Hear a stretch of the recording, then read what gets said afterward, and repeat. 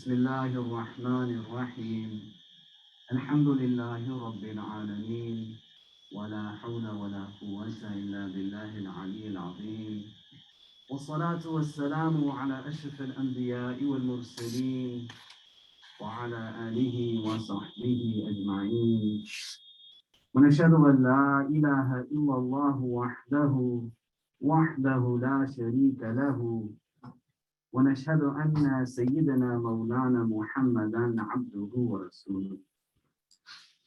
In the name of Allah, the gracious, the merciful, all praise is due to Allah, the Lord of the universe, the Master of the Day of Judgment.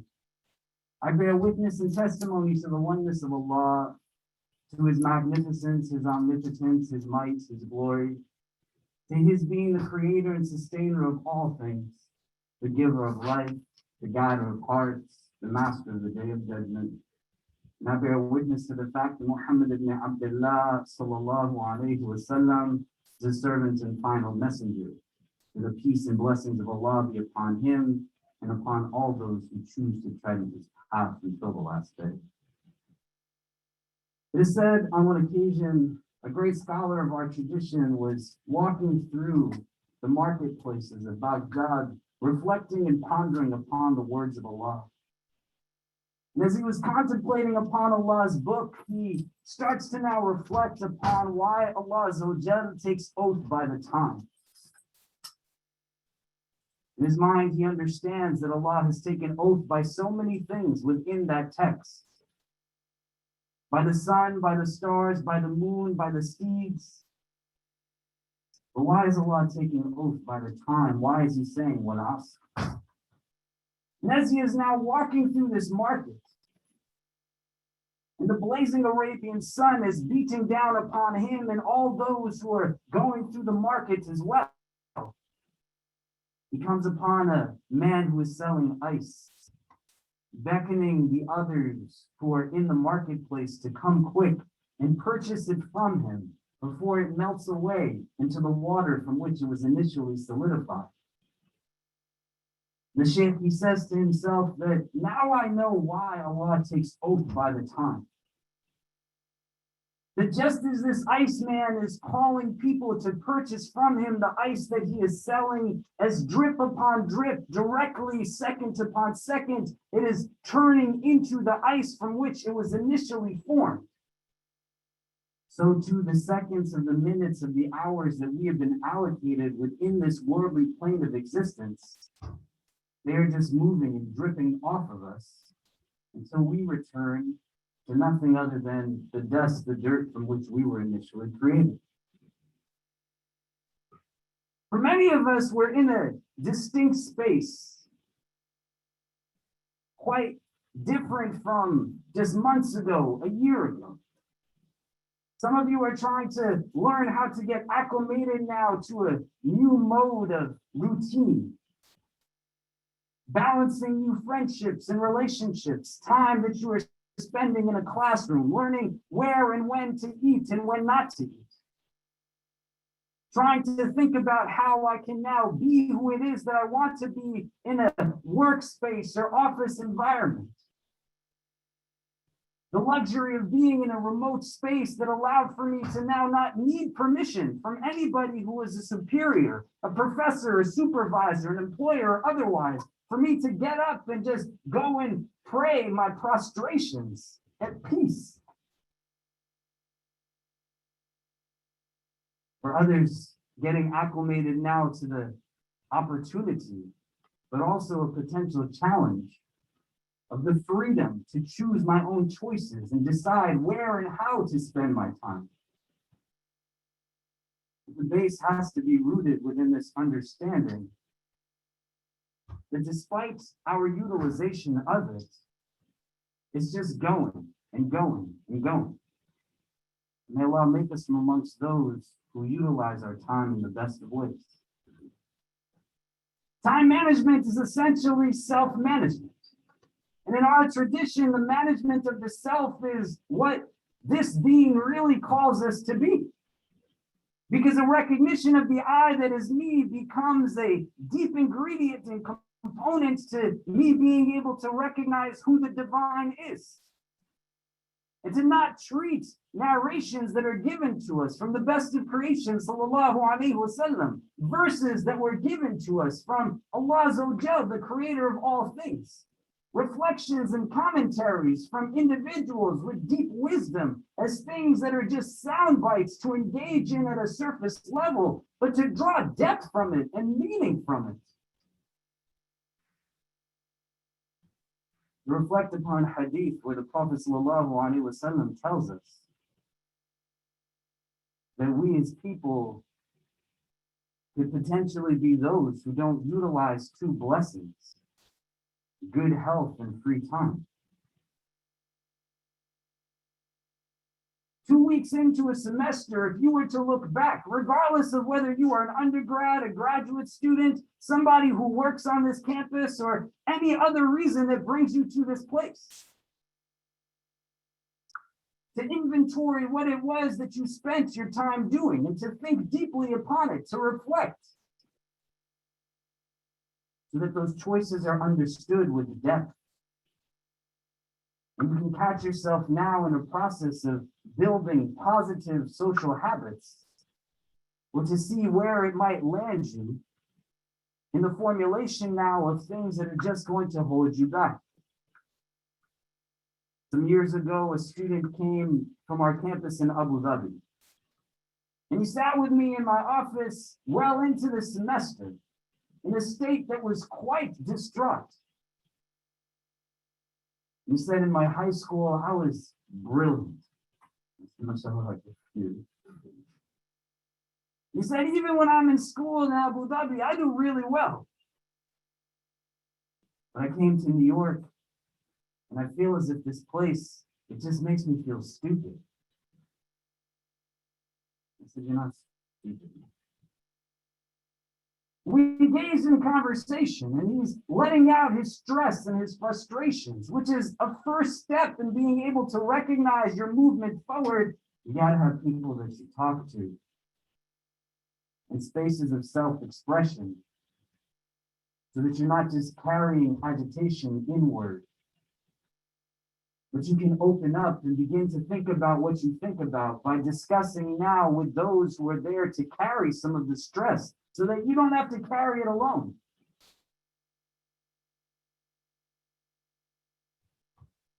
And as he starts to talk and discuss and let out some of the frustration, I say to him, tell me, what do you spend your days doing? How do you utilize your time?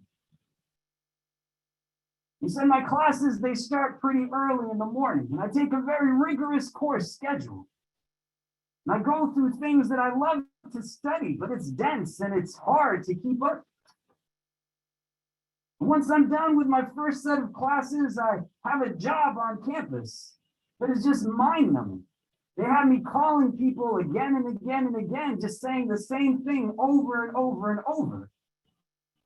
He said, I'm grateful for it, but it's not something that really gives me contentment. He said, once that's done, I have more classes, and after that's done, I try to go and exercise, and once that's done, I go to boats, and I get there, and I study, and it seems like everybody else is able to focus except me. So I leave at around midnight, 1 a.m. I don't know if boats is open that late these days, but it was pre-COVID. And then I wake up and I just do it again. And said, in the midst of all this running around, what do you eat? How do you re-energize your physical self? He said, I don't have so much time, so I just grab some food from the street cart, halal chicken and rice every day. So, well, that's what's part of the problem. You got a gallon of white sauce in your stomach.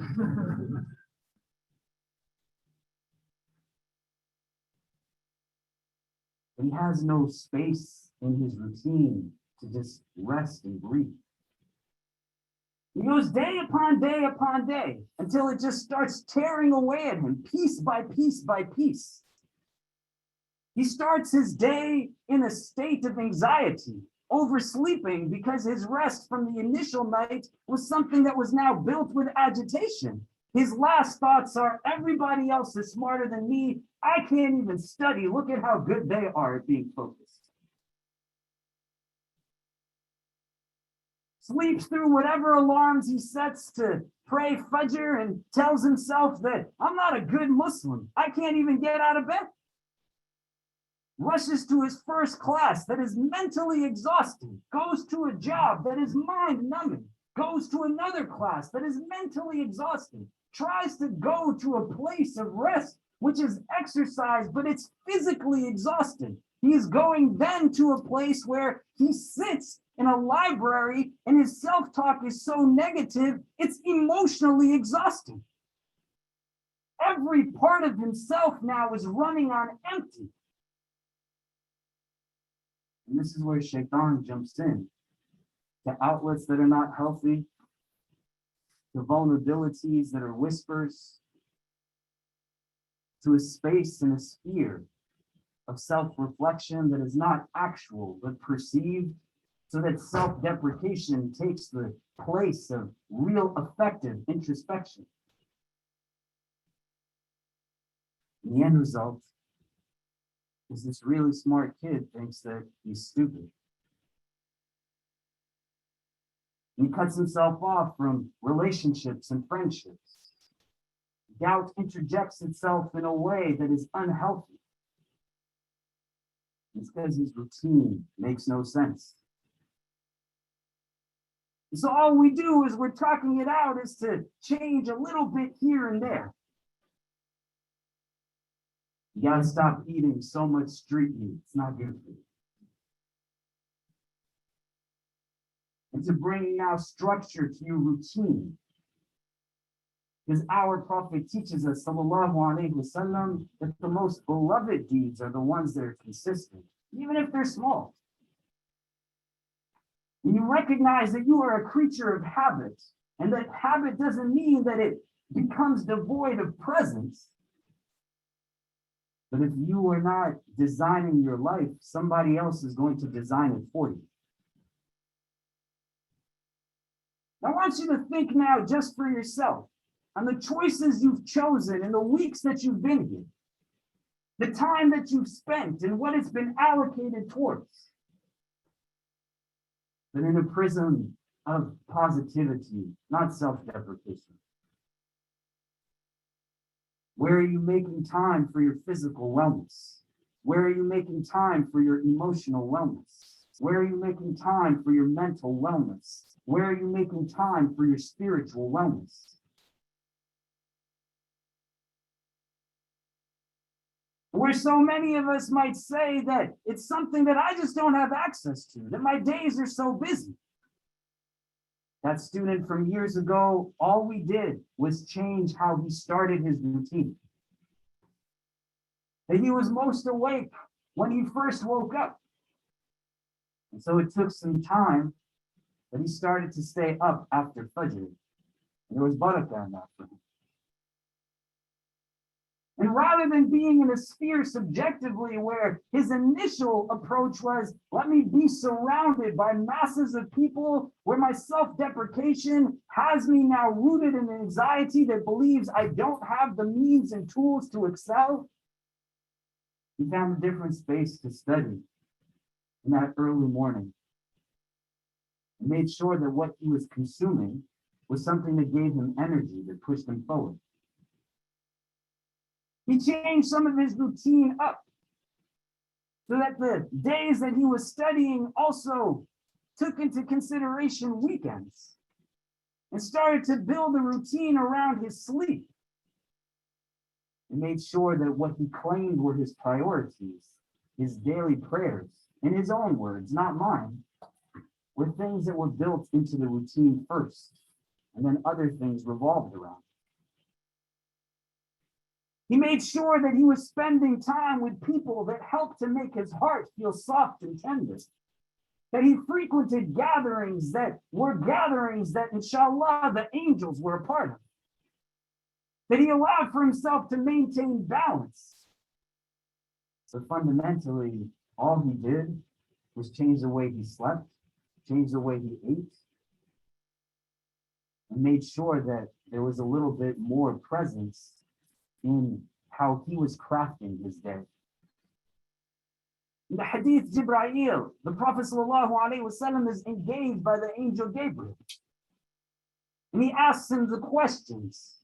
What is Islam? And he's given now the fundamental rituals of this deen. What is Iman? And he's given the articles of faith.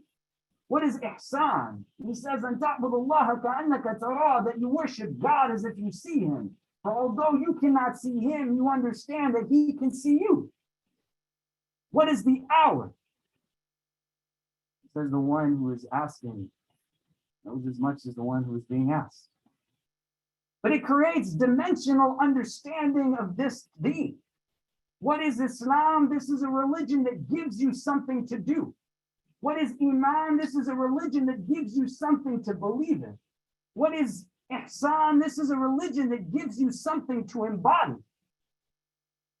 What is the hour? It wraps it all up in a prism of time. It tells you within this relative state of existence that has not a finite end that means that that's it, but it's just a means to something that exists forever. You start to be more present in terms of the routines. You recognize what it is that you're putting into it.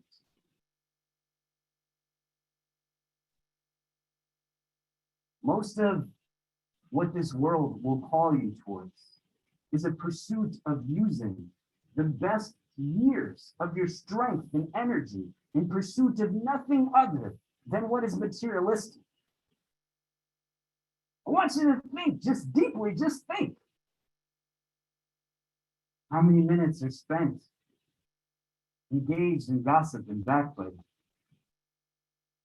How many minutes are spent in mocking somebody else? How many minutes are spent hearing people call you towards what is other than what our tradition calls you towards? Selfishness, greed, egocentricity. How much time is spent hearing things of kindness and compassion? How much time is spent in service? How much time is spent in just deep contemplation, reflection, and growth? And when it catches up, it feels imbalanced. We don't know where to go or what to do. We have opportunity in ways that everyone else has opportunity, but most don't take advantage of it. And you can see grown folk across the board, but they just never learn how to really deal with themselves because they didn't learn how to build structure and routine. There is elasticity to our time. You don't want to be in a place that the way you learn about it is through difficult mode.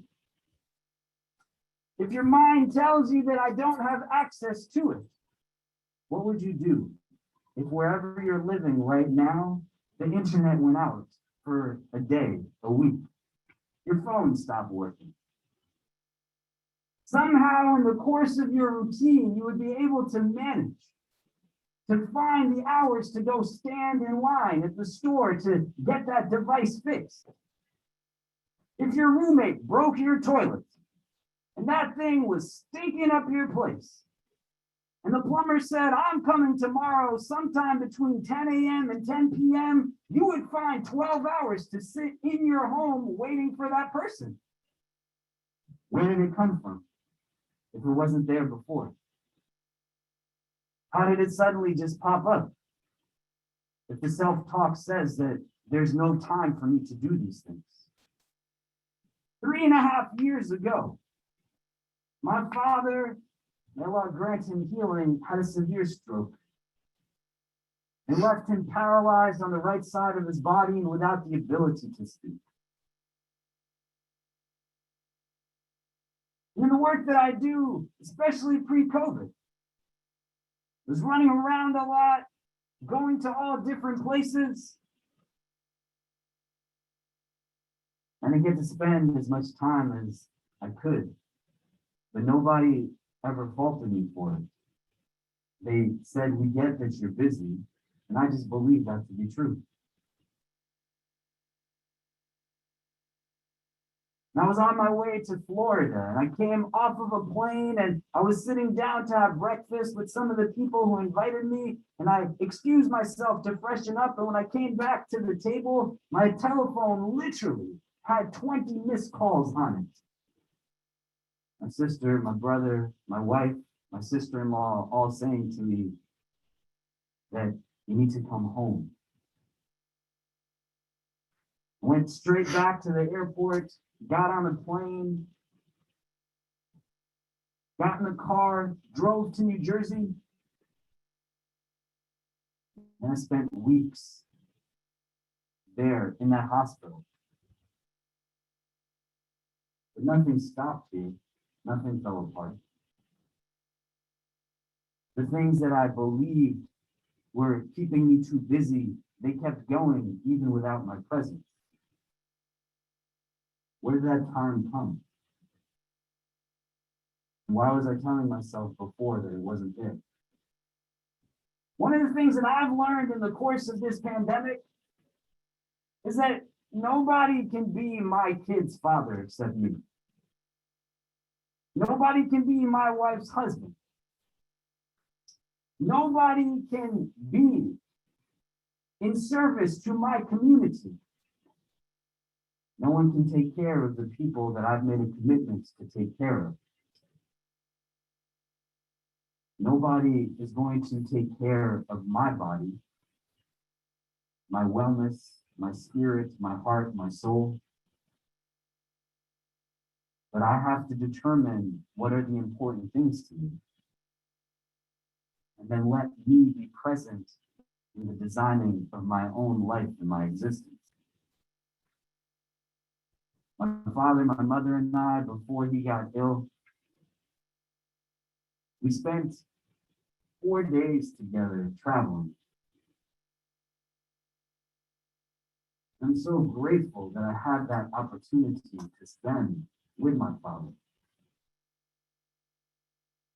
And hear some of the things that he said to me before I couldn't speak with him in the same way that we were used to. You don't want to be in a place where somebody has to go through something like that for you to recognize that there's a lot more time than you might let yourself believe. You don't want to be where that student is, where every part of him just wakes up in a state of anxiety and frustration because he hasn't learned how to build a solid routine to his day.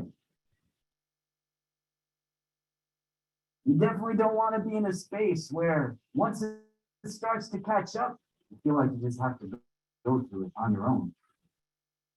And then decisions, choices, they're going to be reflective, not just of, well, what is best in the long term, but how do I not feel this anxiety, this pain, this frustration anymore? A good number of you likely have had some moments in the last couple of weeks where you said to yourself, what do I do right now? How did you answer that question? There's likely some things that you engaged in that you don't even remember days later, because it didn't really have the meaning that you thought that it might. I want you to think about those moments that are still lasting.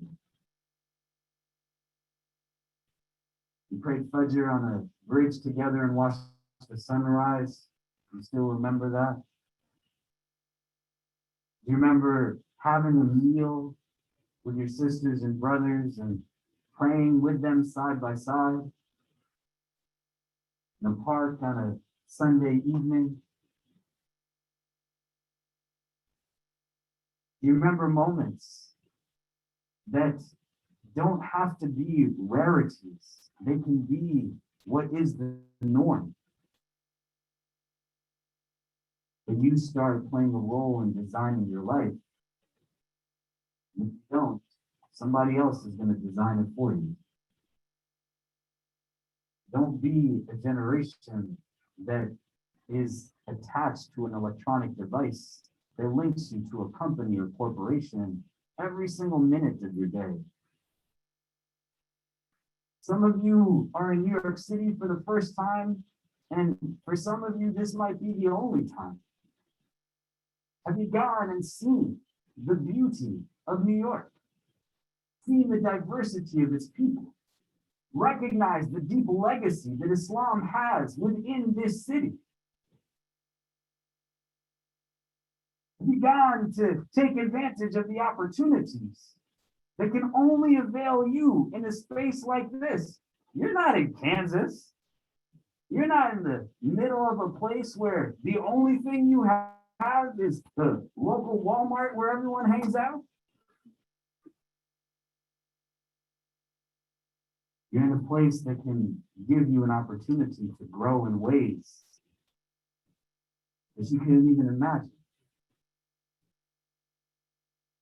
And this fundamental question of how you spend your time, what your routines look like, they're going to add up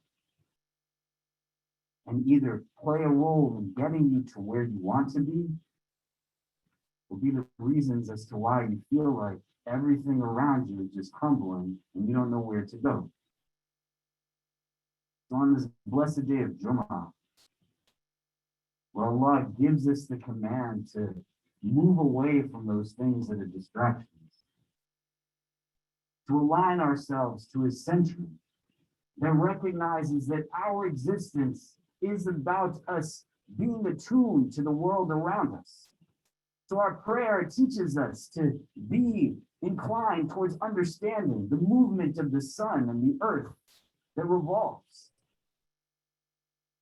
Our wudu, as we get ready, gives us a relationship to elements of water and mindfulness as we wash each limb and understand that the physical act is rendering now a moment of spiritual cleansing. There are means to something. The game is there for no one else other than you. Use that time in a way that you know when you look back, you're going to say, I'm glad that I did those things. If there's stuff that has to change and get disrupted, now is the moment to make those affirmations. Myself, Sheikh Aisha, Sheikh Fayaz, Sheikh Suhaib, Amira, Hana, we're here for you. You don't have to figure it out on your own. Just like the student and thousands of students who have been here for years on rotation will reach out in order to have somebody that walks through this with them. You can do that as well. What you engage us on, it's going to stay between us. We want to make sure that the person that you are going to be when you leave from this place is the ones that not only we know you can become, but that Allah knows that you have the potential of reaching. And so let us help you in the ways that you might not be aware of how to navigate that because you've never done it before. We'll do our best so that those routines, that structure, those conversations, the anxiety, the frustrations, the decision making, whatever it is, it's not something that you have to figure out on your own. أقول قولي هذا واستغفر الله لي ولكم ولسائر المسلمين فاستغفروه إنه هو الغفور الرحيم.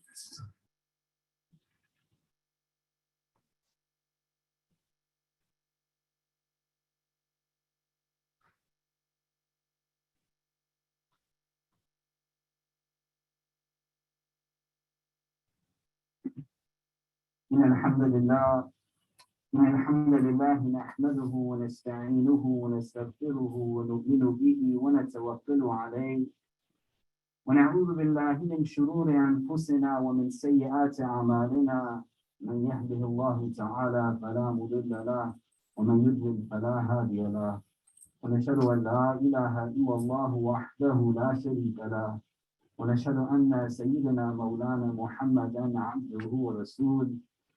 We had a few dua requests before we make dua together. Brother Abdul Malik Ahmed recently passed away. He lived in New York for 50 years and was, mashallah, one of the founding members of Medina Masjid, which is here on 11th Street and 1st Avenue. He was the father of one of our alumni by the name of Subhan Ahmed, who graduated in NYU's class of 1998.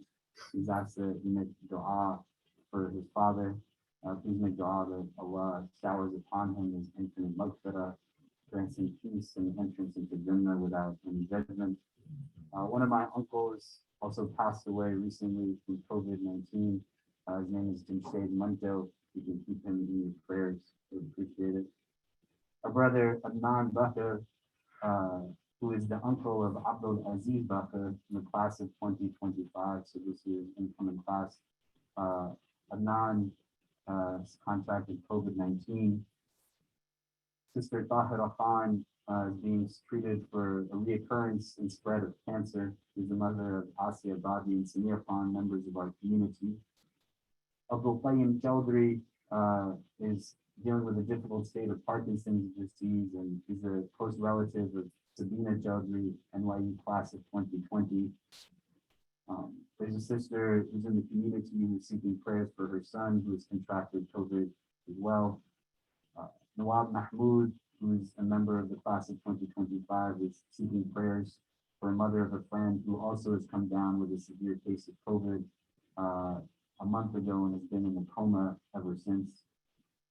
And then lastly, our sister Rafia Alam, who's a graduate of 2018, she's asking for prayers for her father, Muhammad Alam, who is dealing with a remission of cancer that has now come back to a different part of his body and is undergoing surgery this morning to remove the cancer from the body. So please make dua for all of our brothers and sisters that Allah makes these ailments and means of purification in this world and a means of elevation in the next.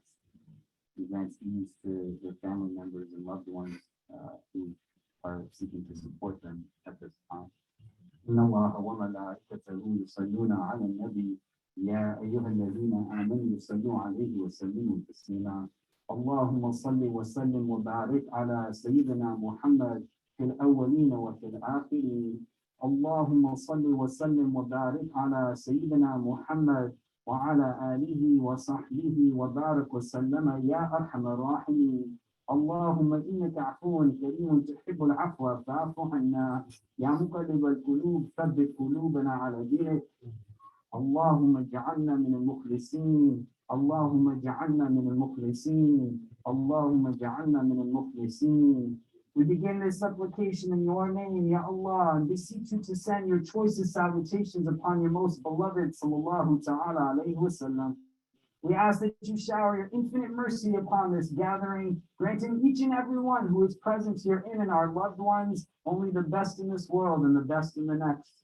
We ask, Ya Allah, that if all of us are meant to be together only at this time, at this place, whether we are young or old, male or female, regardless of our race, our ethnicity, our social class, our country of origin, our cultural heritage, whether we are Muslim or come from a different walk of life, Ya Rabbi, if our individual hearts are meant to be in the presence of all of their hearts that are gathered here, only at this time, at this place, and gather us all together again in the best of places in the world beyond this one. Increase us, Ya Allah, in all that is good. Increase us in courage, compassion, and confidence. Protect us from any affliction, anxiety, or anguish. Remove from our hearts any feelings of bitterness, jealousy, animosity, or envy towards any of your creation. Grant us hearts that are filled with understanding and hope, hearts that are drawn to things of real goodness and beauty, hearts that find themselves deep in your remembrance, for indeed in your remembrance do hearts find rest. We ask, Ya Rabbi, that you bring ease to all those who find themselves in any state of difficulty and duress at this time, and make us a means of hope for them, Ya Allah.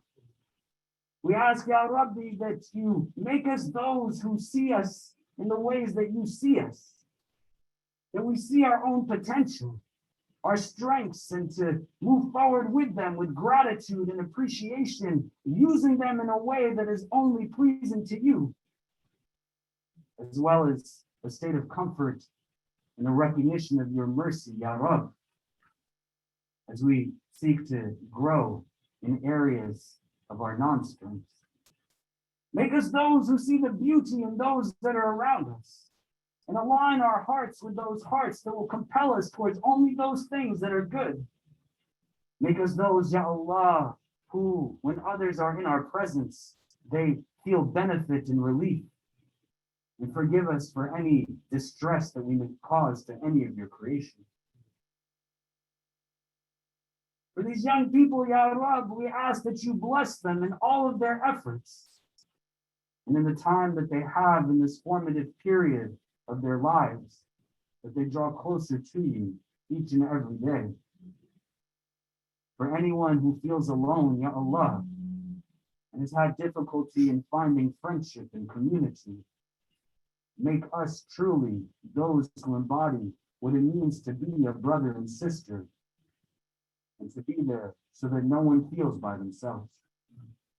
For those, Ya Allah, who have made mistakes and fallen, help us to be there for them, to help them stand again, to get back on their feet, and to know that nothing that they might do will ever be something that is greater than your love and your mercy. And for any moment of hardship, any difficulty, any moment of success and achievement that we have experienced thus far, make it a means, Ya Allah, of benefit for us inward and outwardly, and grant us an understanding, lessons from it, deep meaning, so that we move forward in pursuit of ultimate success. Make us, Ya Allah, from the people of your Jannah. Protect us always from hearts that are not humble, tongues that are not wise, and eyes that have forgotten how to cry. Forgive us for our shortcomings and guide and bless us all. ربنا تقبل منا إنك أنت السميع العليم وتب علينا يا مولانا إنك أنت التواب الرحيم وصلى الله تعالى على خير خلقه محمد وآله وصحبه أجمعين برحمتك يا أرحم الراحمين وأقيموا الصلاة